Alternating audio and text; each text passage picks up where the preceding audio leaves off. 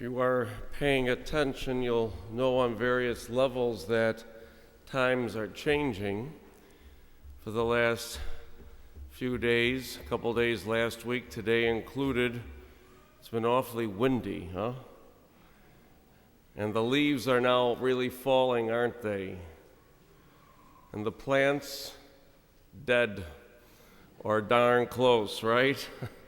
And we can see, as an observation here in Western New York, very easy to see that the earth is dying into itself.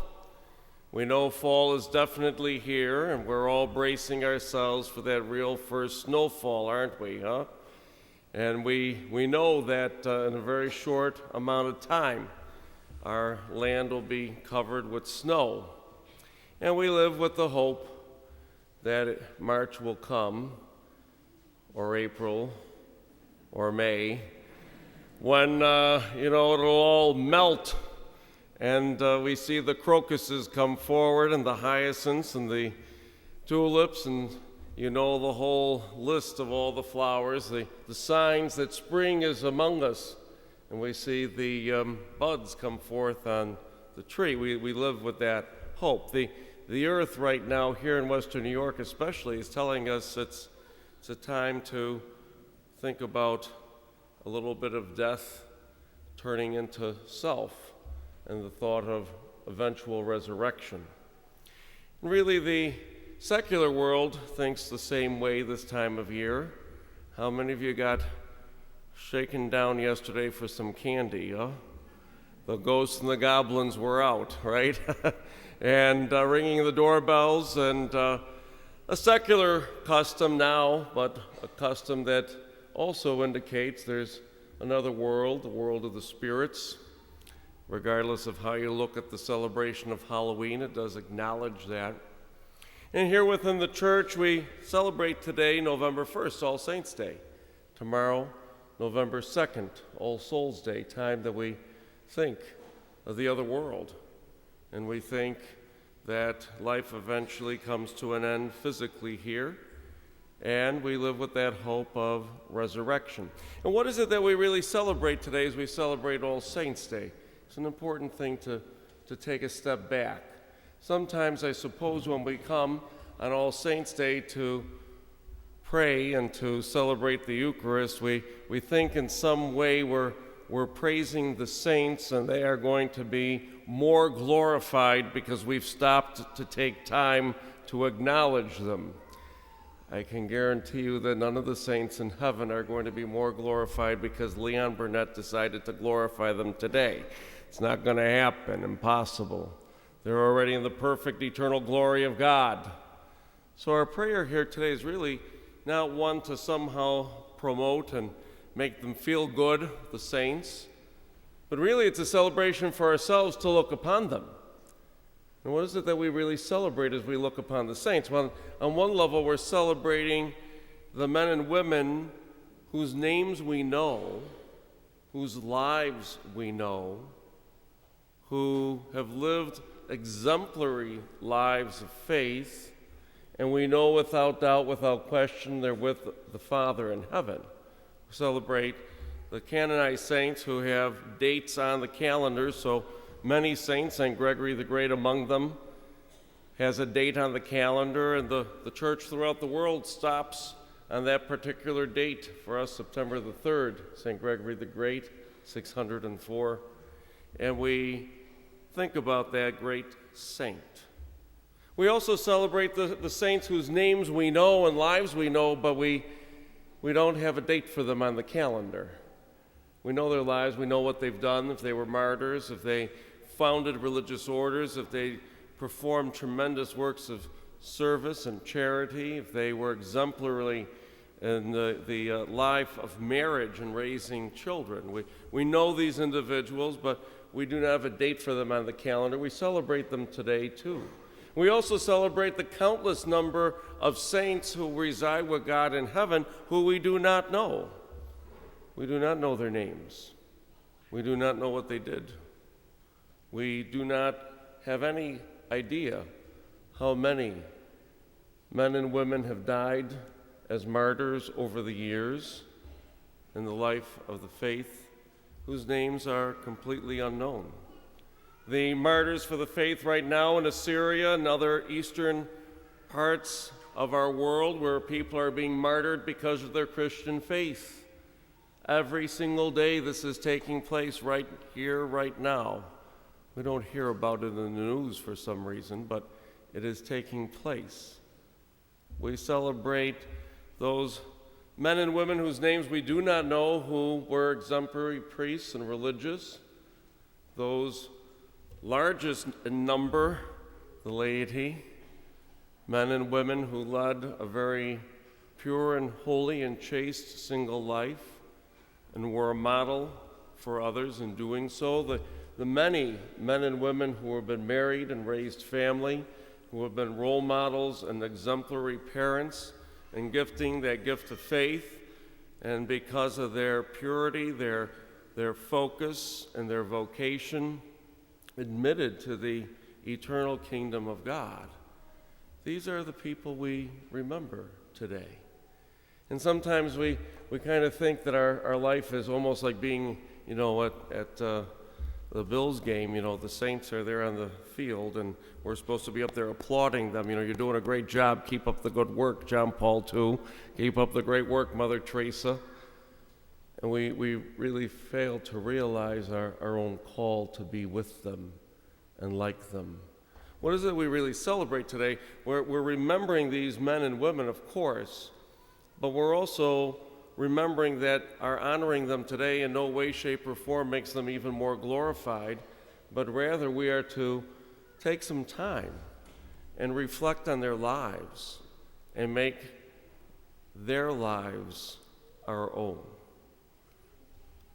In my life, I would say the longer that I live, the harder in the secular world it is to find role models and examples who do not disappoint us.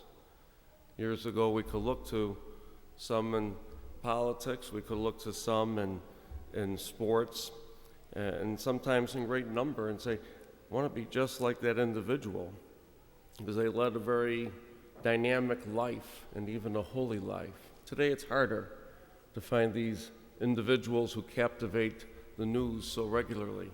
And we're so blessed as Catholics to have the saints to be those heroes, those role models for ourselves.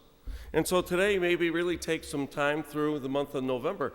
Take some time and learn the life of the saints. I won't ask for a show of hands, but a rhetorical question. How many of you have at least one saint's life who you know intimately well and you are trying to model your own life after them? I do not want a show of hands. And if you do not have a saint's life that you know intimately well, that you admire, and that you are trying to strive to be just like that individual, then in the month of November, it's just day one. Really do a little bit of research, do a little bit of study, do a lot of praying to find that role model who we know and believe is in the kingdom of heaven, so that you can learn from their lived example. We hear the Beatitudes today in the gospel, all of those qualities of the saints, and the last Beatitude, not written in the past, but for us today. Blessed are you when they insult you and persecute you and utter every slander against you, all because of me. Be glad and rejoice, for your reward in heaven will be great. Words for us today, that call of sainthood. If that call of sainthood is going to be physical persecution, if that call of sainthood is going to be standing for the unpopular issues in the world today, sometimes which are dubbed as political issues, but really were issues that belong to God and church far before politics were even invented. Maybe the call of sainthood for you is just going to be the perseverance day in and day out in living the disciplines of faith.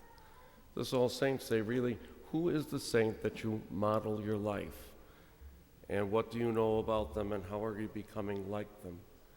And we take that to the celebration tomorrow. All Souls Day. Those men and women who maybe we knew in our own lives, who we hope are with God in heaven, but we do not know. And so it is our faith, our Catholic discipline, to celebrate the Eucharist for the intention of the repose of those who've died.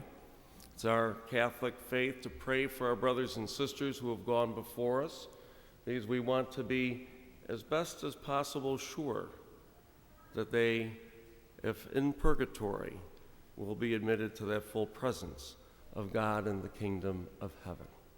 It's what we celebrate tomorrow in the prayer of all the souls. Whenever somebody in our circle of family or friends die, we want to hear immediately that they're in heaven. For some, the saints, they do go immediate, but for all of us, we're not 100% sure how long that takes. And so very important to pray for all those who have died, to be in that full presence of God. I'd like to end with just one story, and I've shared this story probably last year on All Saints' Day, but it's just such a beautiful story to make you realize that the saints are real and in our lives. A number of years ago, I was a vocation director for the diocese. That was 8 years. 2 of the 8 years I served in that area, I was on the national board for vocations as the vice president of the National Conference of Diocesan Vocation Directors. And my primary job, that's flying around the country to go to meetings, was to pray for the president to stay alive and well so I didn't have to do his job. That was my job as the vice president of the conference. And I remember Father Len Plazeski from Florida, Tampa Diocese, shared this story with me. He grew up in a parish that was run by the Salesian Fathers. The Salesians are an order of priests founded by St. John Bosco. We do not have any Salesian Fathers here in our diocese. And St. John Bosco founded this order, and they really focus heavily in youth ministries, the main focus of the Salesians. And Father Len shared this story with myself, with some others, from his pastor of his parish. So the pastor of this parish, which was a Salesian priest, shared the story. And the pastor told Father Len, this was when Father Len was a little boy, he said, you know, one day at the noon hour or so, the phone rang at the rectory and over in the Salesian parish in Tampa. And it was the hospital, and the hospital, you know, said we have an individual needs to be anointed, they're near death. So he took the information down, ran to the hospital. He knocked on the door, walked in, and started to speak. He identified himself by his name, and the person in the bed threw him out of the room and said, I do not want to have any priest come to this room. And it was very clear that he was to leave. He was a little confused since the hospital just called him to come. And so he went to the nurse's station and learned that he had the wrong room. And he went to the right room and anointed the person, visited with them, but it so troubled him, this first room, that he went back, and this pastor was from Italy himself, and had noticed in speaking with the woman for those few moments, he could hear that she was also Italian and probably spoke the same dialect. And so when he went back to the room, instead of identifying himself, he just started to speak to her in their dialect. And after a few moments, she welcomed him in, and they sat and they visited. And eventually this woman said, well, what kind of priest are you? And instead of saying his name, instead of saying I'm the pastor of this parish, instead of saying I'm a Salesian, he said I'm a son of John Bosco, St. John Bosco, the founder of the Salesians. And as soon as he said I'm a son of John Bosco, the woman started to weep uncontrollably. And after she composed herself, she said to him, she said, I met John Bosco. I was a little girl, and we were leaving Italy. And we were on the dock, and John Bosco was on the dock speaking to us as we were getting onto the boat. And she said to him, she said, I remember John Bosco coming up to me and saying, little girl, you're about to get on this boat, and you're going to go across the ocean, and you're going to go to America. And once you get there, you are going to lose your faith. But I do not want you to worry, because before you die, I will send one of my sons to you who will reconcile you and bring you back to the Lord. That woman that afternoon went to confession, was anointed, and died that night. True story. The saints are real, and our communion with them is real. And your call, my call to be a saint, is real. We pray for those graces this day.